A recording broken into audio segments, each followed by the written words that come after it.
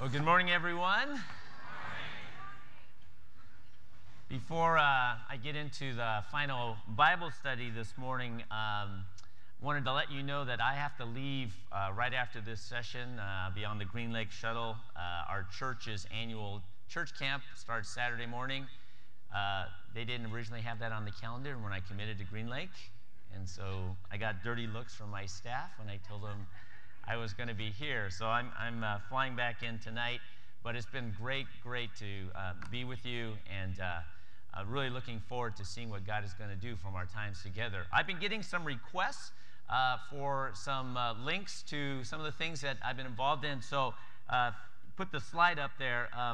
If you'd like to revisit or share these Bible studies that I've been delivering, I understand, as we heard Karen already announce, that the videos will be up soon, the links to the YouTube copies of these. Also, I've been getting requests for PDF copies of my slides, and so I will email those to Karen, and you can get those through her. The whole concept of the hero's journey and the cycle of the hero's journey that I shared with you yesterday is actually from a book called Deep Change by Robert Quinn, and I highly recommend that book to you. The story of those army guys who got lost and they got found with the wrong map, that's all in that book.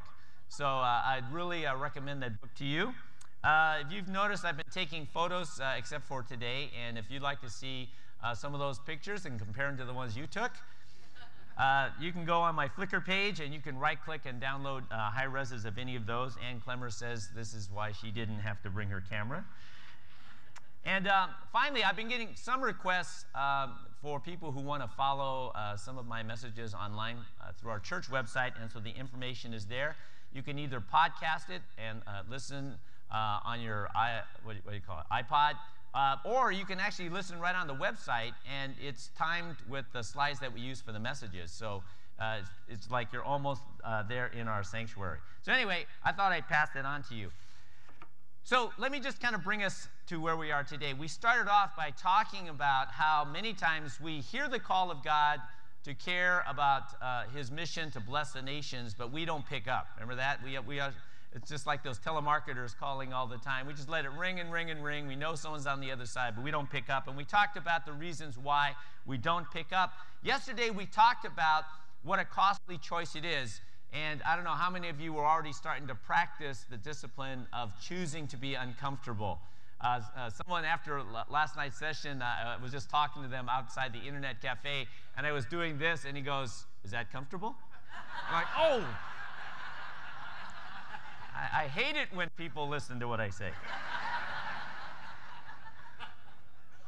And if you think about it, and we're going to get a little bit more into that this morning, to be a missionary overseas is to choose to be uncomfortable as an individual, as a married couple, as children of a missionary family, every single day that you're alive, right?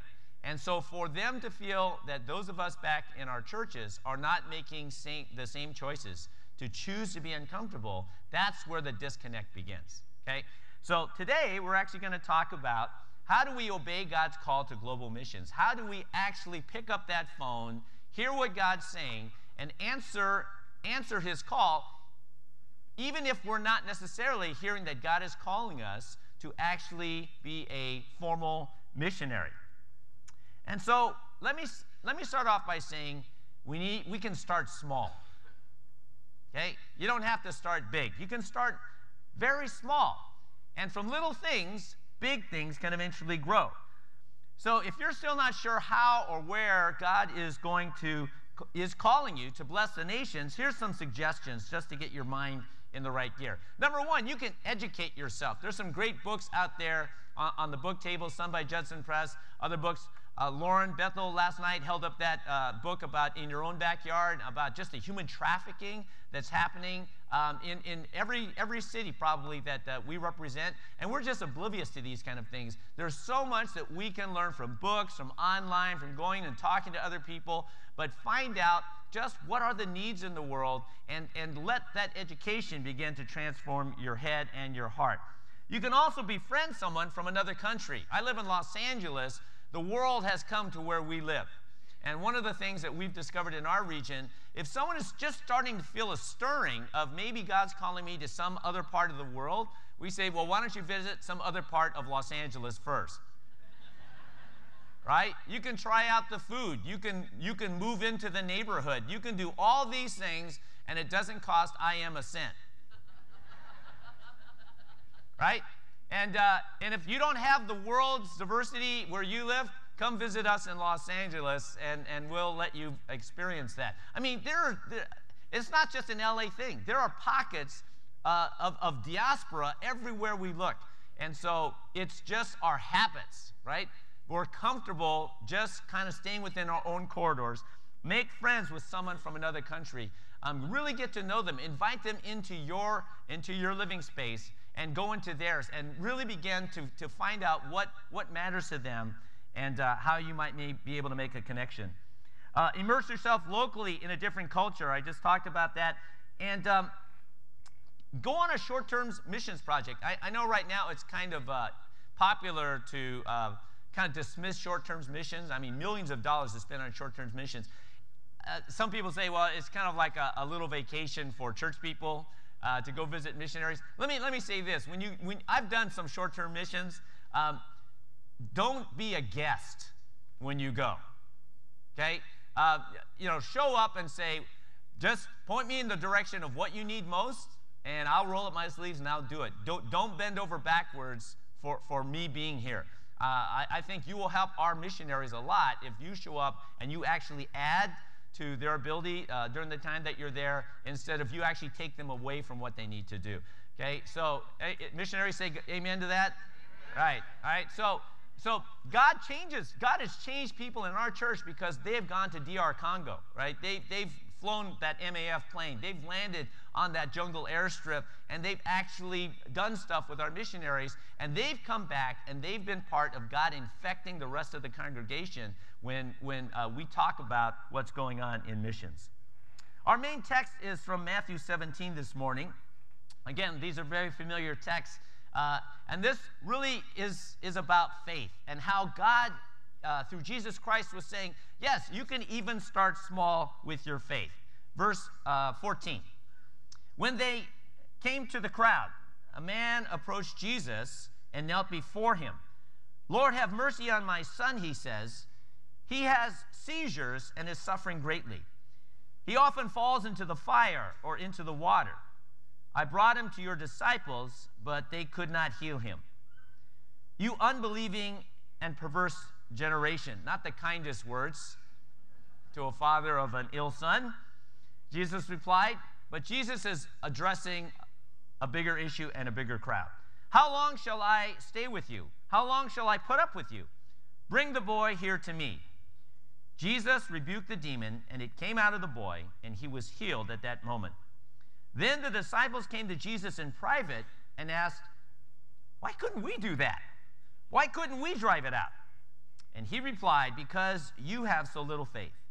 Truly, I tell you, if you have faith as small as a mustard seed, you can say to this mountain, move from here to there, and it will move. Nothing will be impossible for you. One of the biggest obstacles for us as individuals and us as churches to answering God's call to bless the nations because of Jesus Christ blessing us is we see the mountains in front of us. We can't imagine how in the world we're going to get around this mountain. We're a struggling church. We barely can keep the lights on in our church. How do we do this? How do we do that? How do I go when my family is disapproving of me? I mean, there's all kinds of real mountains. And so let's not pretend that they're not there. They're there. But Jesus' words are profoundly important to us because what he's saying is no matter how big those mountains really are, you can move those mountains. I will move those mountains through you. But first, you have to have authentic, real faith in me. Remember what I said? Sin was not just doing immoral things. That's a consequence of sin. Sin is what? It's not trusting God. And it really begins, I think, the way so many of us and our churches are stymied in answering God's call is we don't trust God to move the mountains. Every year we have the Walter Hoving Home from Pasadena come bring their choir to sing in our worship services. The Walter Hoving Home is a halfway house, Christian-run halfway house for women leaving prison, prostitution, drug addiction, and is a residential program. And when these women come in, they're all wearing black dresses, but you can tell just by looking at them that they've had a rough life. And when they first start singing the praise songs, they're not singing all right notes, okay? And it's kind of uncomfortable, and it looks like some of them don't know how to put their makeup on. You know what I'm talking about? And then we give the microphone to some of them, and they start sharing their journey and their story. And I'll never forget, this one woman says, like, well, when I was 9, my mother sold me to a drug dealer to pay off a drug debt. And so the rest of my growing up, I was raised by a drug dealer, and he was raping me, right? And I was taking the drugs just to numb the pain, right? And then he owed some guy above him some unpaid drug debt. So that guy came one day to our little drug house with a baseball bat, and he beat my drug dealer father to death, and then he beat me up with the baseball bat. And she says, I've had 6 reconstructive surgeries on my head just so that you can look at me right now. And she looked pretty normal. It's pretty amazing. And I ended up doing all kinds of bad things just to survive. But God has given his grace to me. And I know now that Jesus loves me and that I have worth. And I'm so grateful to the Walter Hoving program, right? Then they sing the next song. God's going to move that mountain, right? And we're like weeping in the congregation, right? It's like we sing that song, and it's just like nonchalant. And you see these women, and all of a sudden, you don't care that they're not singing perfect notes, right? You don't care that they don't look all together. You're just blown away by the power of our same God to move mountains, right? And it's like, it's amazing. After those services, the people in our church will come to me and say, Pastor, that was the most moving choir experience I've had in church all year. And I said, amen to that. That was amazing, right? I mean, just hearing their stories and the little seed faith that they had to actually trust God to give them a future and hope is not just rhetoric, right? It's not just lyrics to a song. It's how they're living their life. Then the next week, our church choir sings, and then we still get the normal comments. You know, that one guy, he shouldn't have had a solo.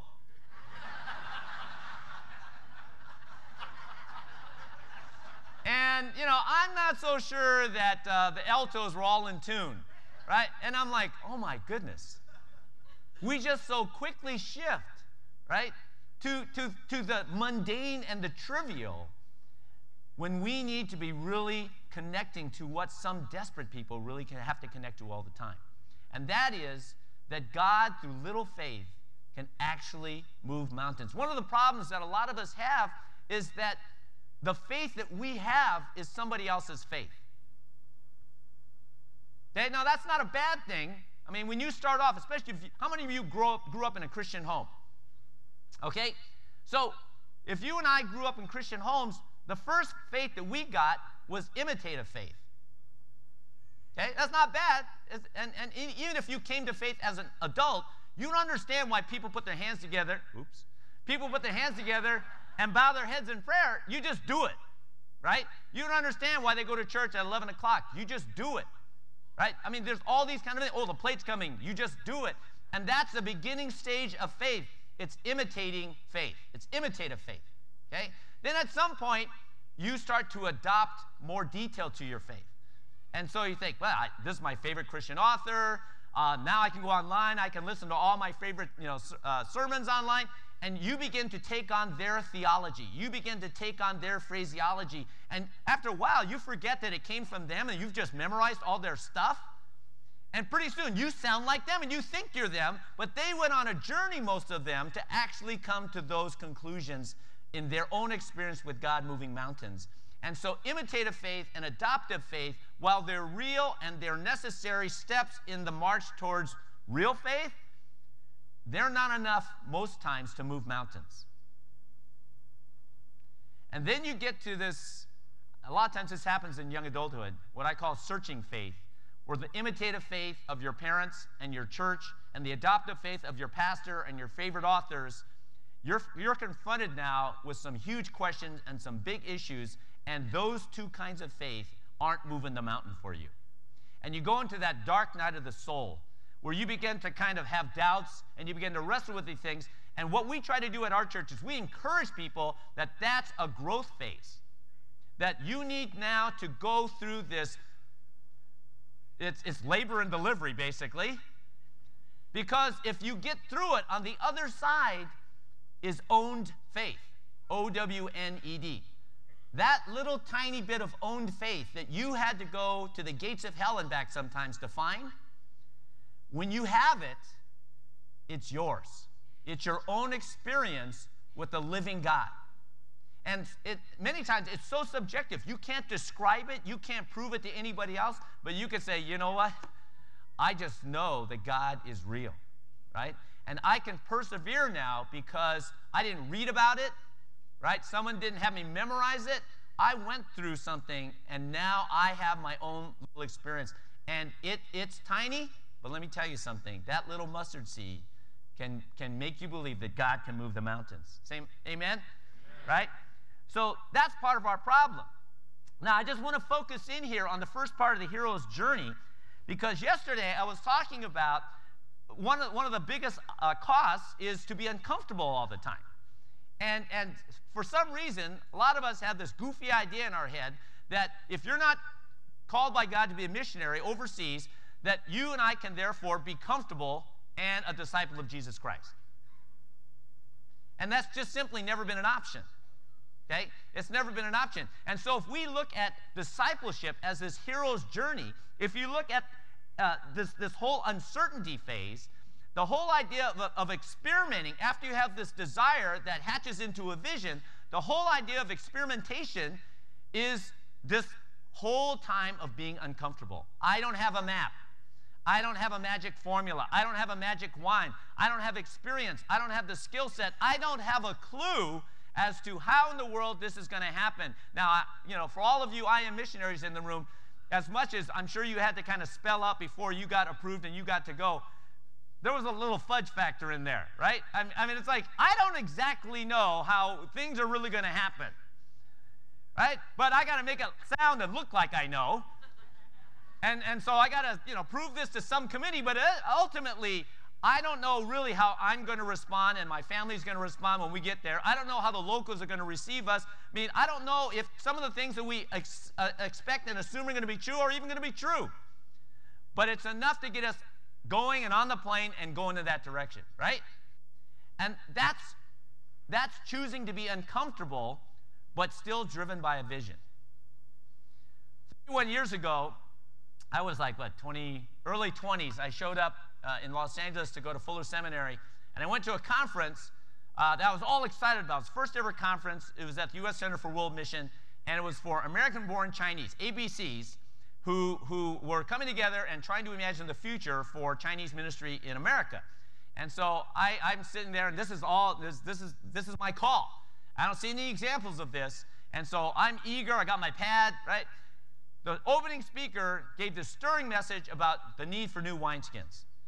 The time for past jobs is over. If we're going to reach the 90% of Chinese in America who don't know Jesus Christ, we have to look at new models. Okay? We have to be willing to be uncomfortable in order to actually create churches that are going to receive this. And I thought, man, that's awesome. This is exactly what I needed to hear. And then the rest of the conference, as far as I was concerned, was patch jobs, because they were trying to show Chinese respect to all the overseas-born pastors in the area. And so every time one of the ABC speakers would speak, they would invite one of the OBC, overseas-born pastors, to come give a response. And every response was a traditional Chinese response. So I was like, so basically, bottom line is you want us to be willing to hire ABC seminary graduates to work in our churches. Well, we have some conditions. Number one, they must not have facial hair, because only bad guys in Chinese movies have facial hair.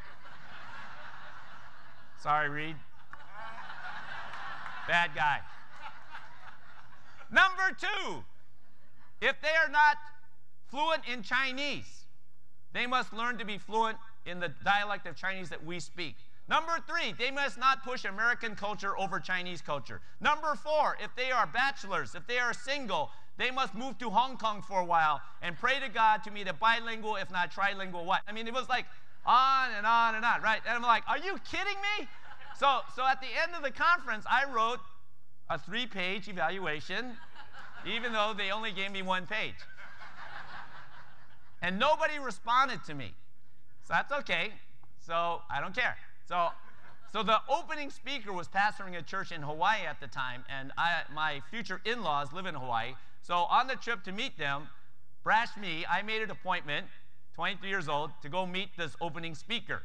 Right? He doesn't know me. And I walk into his office, and they say, hey, so I'm the guy that wrote the 3-page evaluation, and you're the guy that said it's time for new wineskins, and all you guys did was a patch job. And I'll never forget what he said to me. He said, Ken, your dream is 30 years too soon. The Chinese church in America is basically dominated by the immigrants, and they're not ready for an English-speaking, American-born, if not Asian-American church model. And so you've got to not have a mustache. I already blew up. My wife is Japanese-American, right? And you've got to wear at least a tie to the church picnic every year. And you've got to take care of their young people and make sure that they graduate from prestigious universities.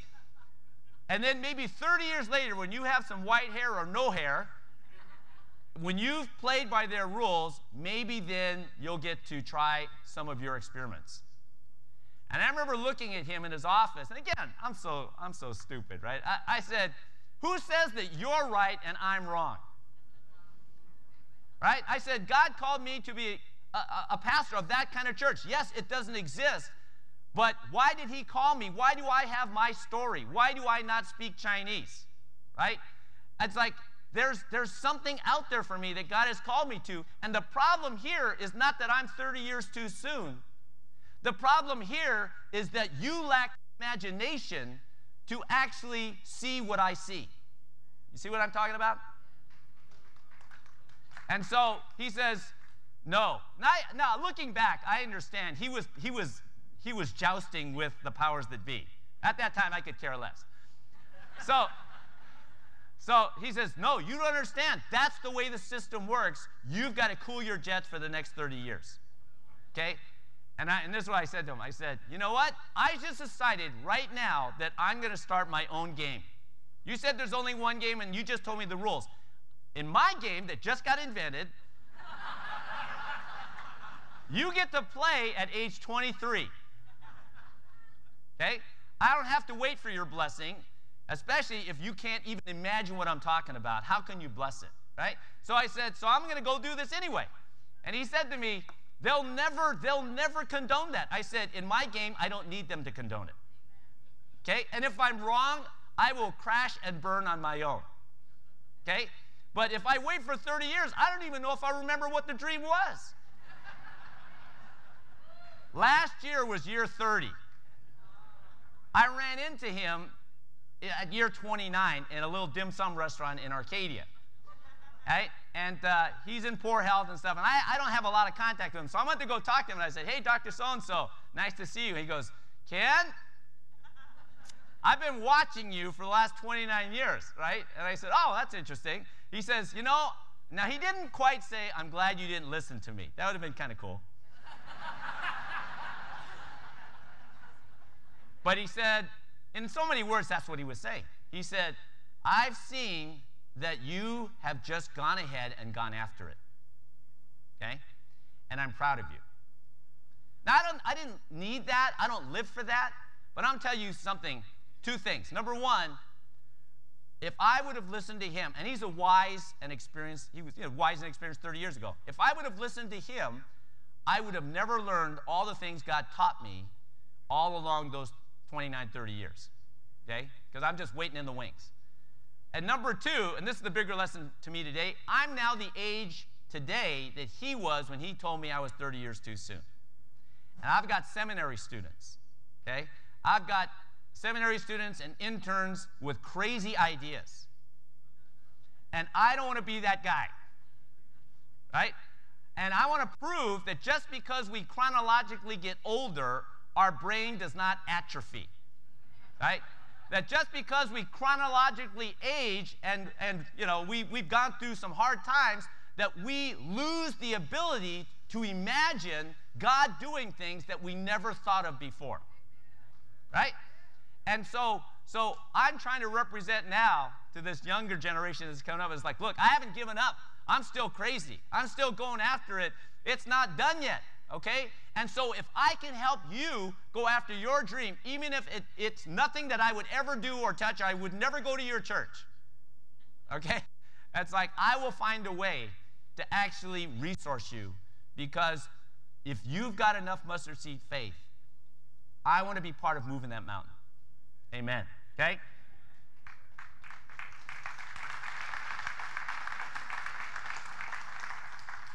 So what if you know that God is calling you, but you still can't go? All you cat lovers out there. Maybe you already sense that God has called you to global missions, but something is making you hesitate still from going. My word to you is to say yes with that mustard seed faith, despite the obstacles. Even though all the powers that be that you would hope would open the doors for you are telling you, we just locked the doors.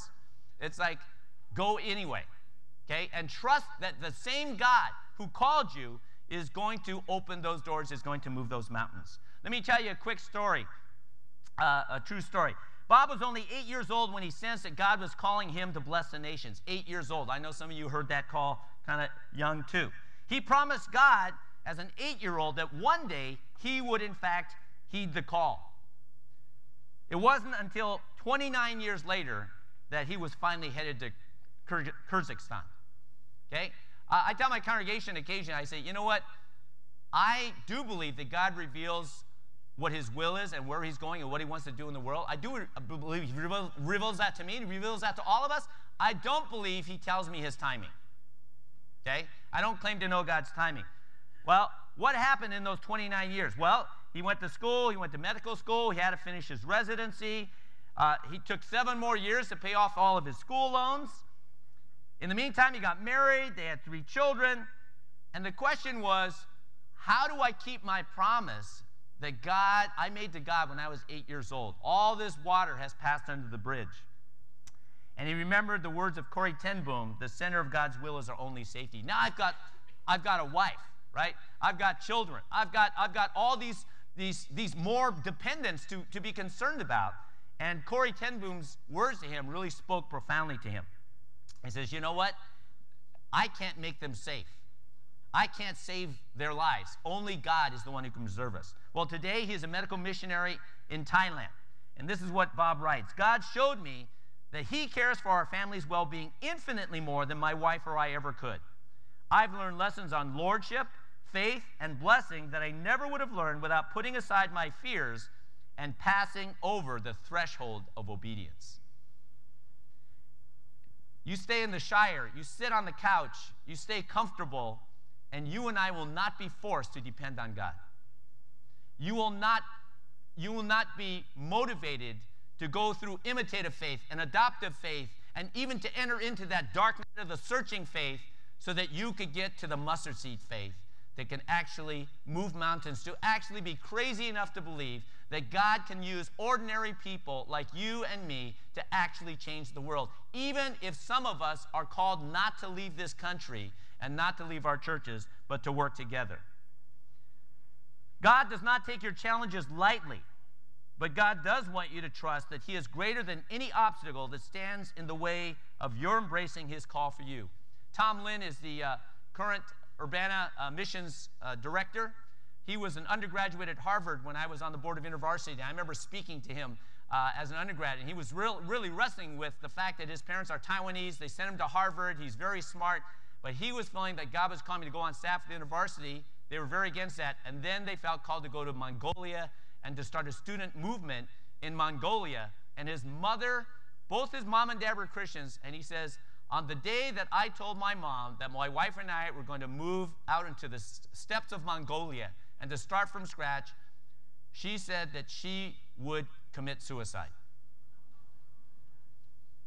And he said, talk about a mountain. Right? I mean, I wrestled with that, and it's like, God, how could you put these two things together? And he says, all I could understand from God at the time was, you have to trust me, Tom. You have to trust me, right? Tom and Nancy went over there. They had their kids over there. They lived in a yurt, right? His mom did not kill herself.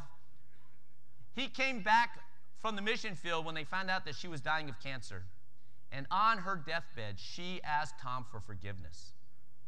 And she recommitted her life, as well as her husband's life, to not only the Lord, but to supporting Tom in his ministry and his mission, right?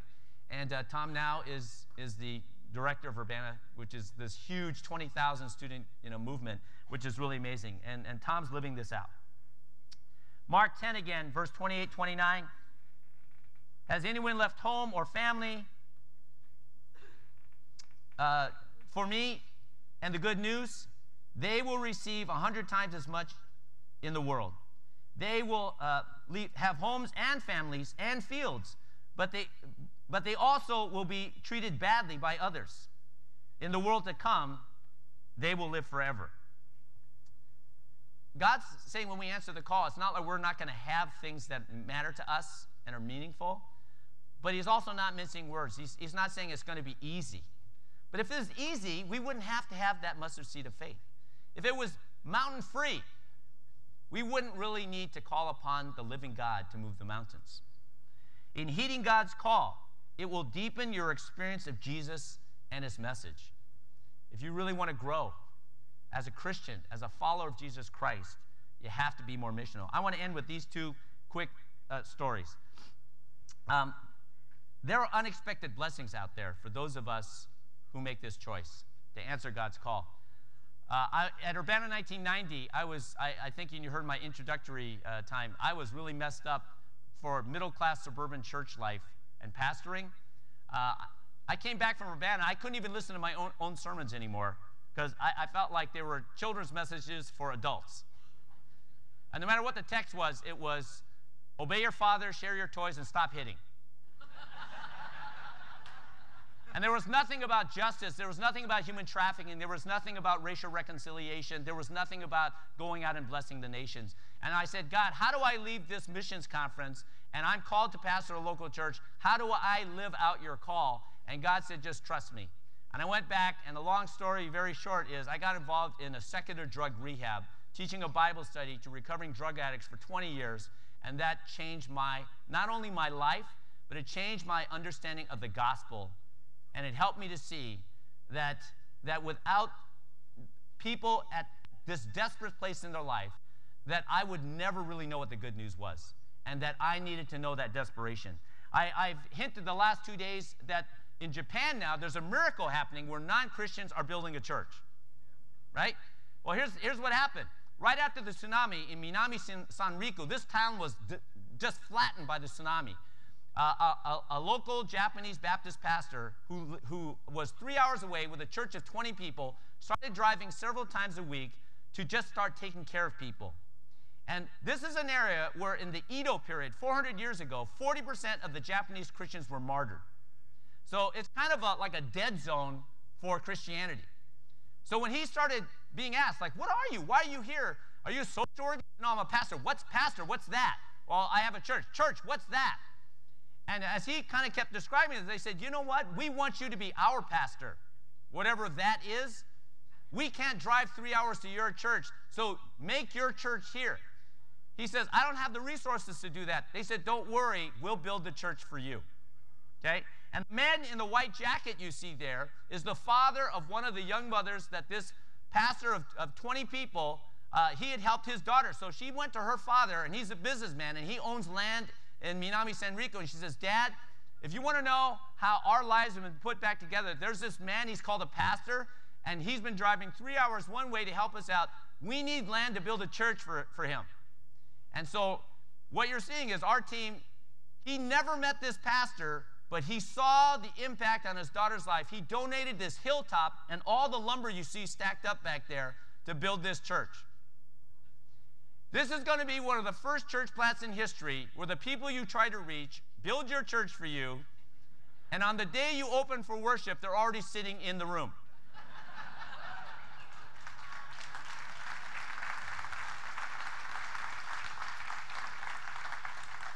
Talk about a mountain being moved, right? And our church now is partnering with them. We're helping to fund that. We're sending teams over. It's really remarkable. We're at the end of our time. Let me just end with this. 2006, I was here. And, you know, when you get asked to be a speaker, you're coming, you're doing your job. And I didn't expect God to call me to do anything. I was here to teach the Bible, right? I'm one of the program people. And I met our missionaries, and I saw and heard what God was doing through them, and it changed me. And I went back to our church a different pastor. And that's when our giving to the World Mission Offering began to spike. That's when we started going to visit them. That's when we got to know them as people and to put, you know, and to love them and to know, help them know that when they're playing hide and go seek, they're not the only ones playing. That's just 6 years ago. So I come here, and I'm just a speaker again, and God's messing with me some more. I don't have time to get into it, but I'm just saying, you know, God's never done with us. There's so much to God and God's mission, and there's so much more that he wants to grow into, to know him through our involvement. So I just hope that you felt encouraged. I hope you understand that this call, although it's costly, it is so worth it. It's worth it to the world that's waiting for us, and it's worth it to our missionaries, that our churches get involved, and it will actually revitalize and transform our churches when we are captured once again by the heart of God. God bless you.